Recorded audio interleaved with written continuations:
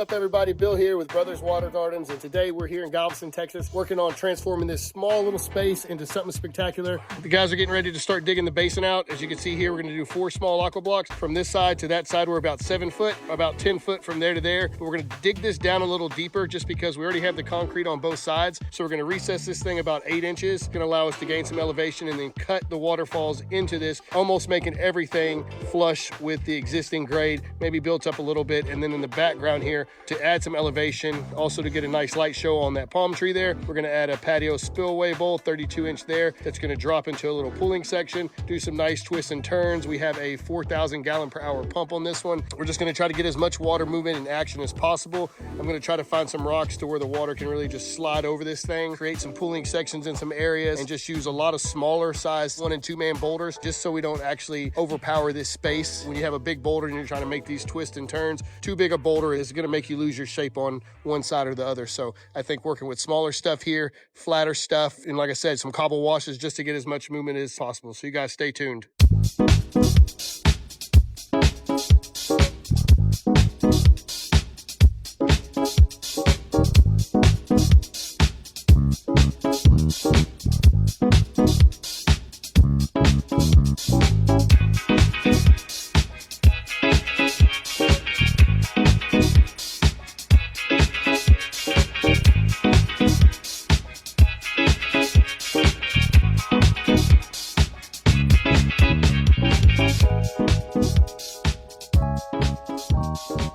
So the guys came out yesterday. I had to take care of another job, finish up on that, but they came out and dug this basin. They overdug it a little bit extra. I didn't really want it that much, but we're gonna go ahead and waste some of this bull rock that we had. All it's gonna do is just help create a little bit more water storage. They ended up sinking this reservoir down about 8 inches, which is gonna help create that elevation. We're in a flat spot. We're only 7 foot from here to here, which is pretty narrow. We gathered some smaller rocks, a little bit medium-sized rocks, some flatter stuff, and we're actually gonna put a 32-inch Aquascape patio bowl that's gonna drop into a little pooling section there, do some nice twists and turns, and then drop back down into the reservoir. I went to the landscape yard yesterday and found some nice weird stones, just stuff with sharp edges. That way the water rolls over this stuff and creates a lot of interest, you know, stuff like this. The rock that we've been getting has been super smooth with rounded edges, so I've been doing very good for waterfall weir rocks. So I went and grabbed this stuff, but you can see how angular it is. Nice little high sides, ridges, sharp edges to where that water is going to do some nice action falling off that. So you guys stay tuned and see what we create.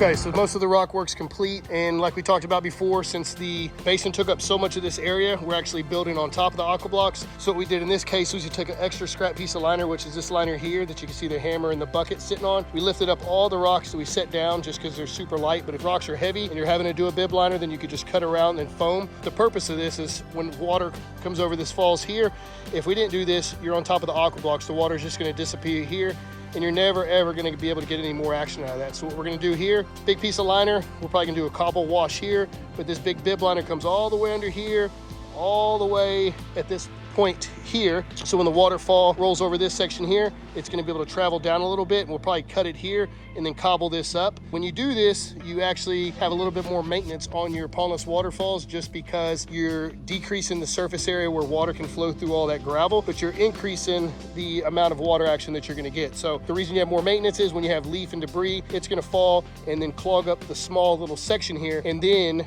water won't be able to go back down in the basin. So when you do this, you're just gonna have to make sure that you stay on top of cleaning all that debris out in this area here. Come up top, same thing goes for here. Since we weren't able to lift up all these rocks, we're gonna mess up all the rock work, we went ahead and just foamed around this little area to get all the little voids first. I like to do that beforehand, let that foam dry. Justin's gonna come in here, cut a bib liner, perfect shape for all this. We've already cleaned off all the gravel with water.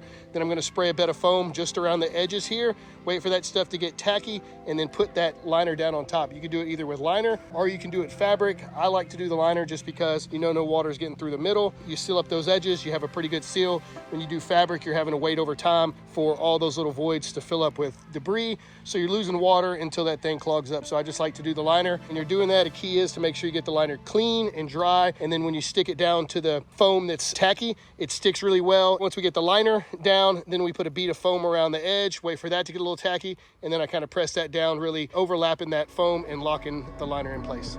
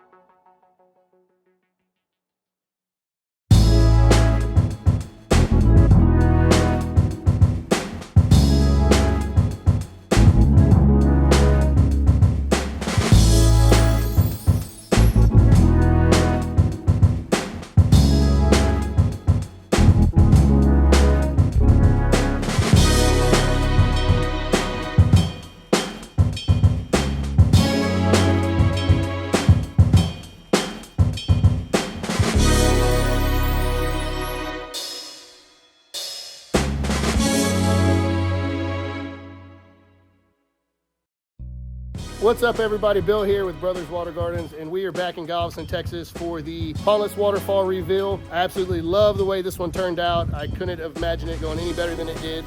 Let me spin it around and show you what we came up with. So as you can see, we took the waterfalls all the way to the very edge of the basin.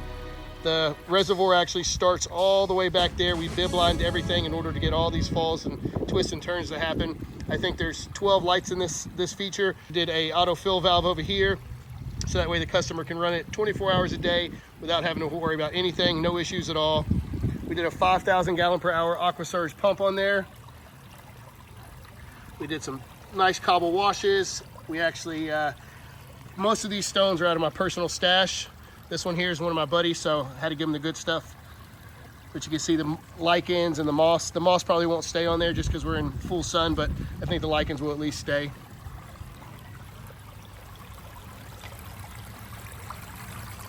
Nice little pinch falls there.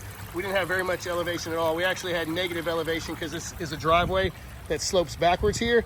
So we went ahead and did the bowl in the background. We nestled that in between some rocks. Did a great job with getting that thing sunken down, getting elevation.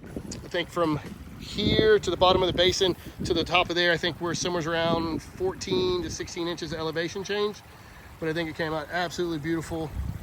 Ended up doing a few more little falls up at the top, so that required me to do a little bit of berming around here. So we set a few stones on top of the walkway, but came out fine. We did a little weep channel in the back, so that way if any water ever spills over this bowl, then it can actually go back down here and get back into the system.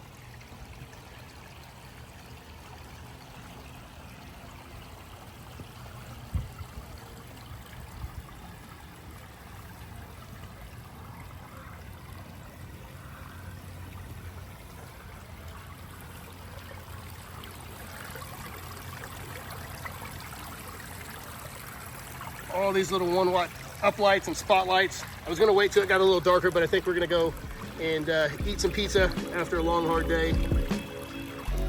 So everybody let us know what you think of this one, like and comment, and everybody have a good evening.